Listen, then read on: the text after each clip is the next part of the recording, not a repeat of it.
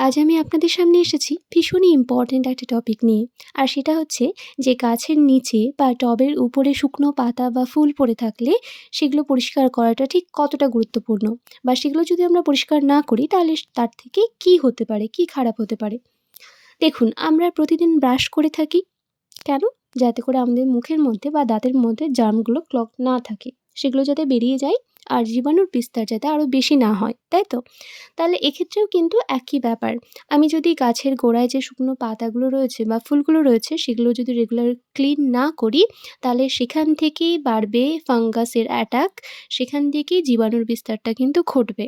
আর এক্ষেত্রে যদি আমাদের গাছকে ফাঙ্গাস অ্যাটাক করে, সেক্ষেত্রে আমাদের গাছের বৃদ্ধি কমে যাবে, ফুল-ফল দিতে পারবে না, পাতাগুলো ঝরে পড়ে যাবে। তাহলে স্বাভাবিক ক্ষেত্রে সেক্ষেত্রে আমাদের অনেক বেশি মন খারাপ হবে। যারা গাছ লাগান বা যারা গাছকে অনেক বেশি ভালোবাসেন, তারা অবশ্যই জানেন যে একটা গাছ মরে গেলে বা একটা গাছের অবস্থা খারাপ হয়ে গেলে কতটা খারাপ লাগে। তাহলে এক্ষেত্রে আমাদেরকে খেয়াল রাখতে হবে যাতে আমাদের গাছকে ফাঙ্গাস অ্যাটাক না করতে পারে।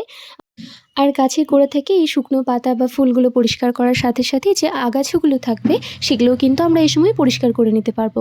আমি কিন্তু অনেক দিন হলো, প্রায় ১ সপ্তাহ হলো আমি গাছের গোড়াটা ঠিকঠাক ক্লিন করতে পারিনি। তার কারণ হচ্ছে আমি বাড়িতে ছিলাম না। তো আমি বাড়িতে আসার পরেই আজ সকাল সকাল উঠেছি যাতে করে আমার গাছগুলো পরিষ্কার করতে পারি। আর সেই মতো আমি করেও নিয়েছি। অনেকগুলো গাছের টব ছিল।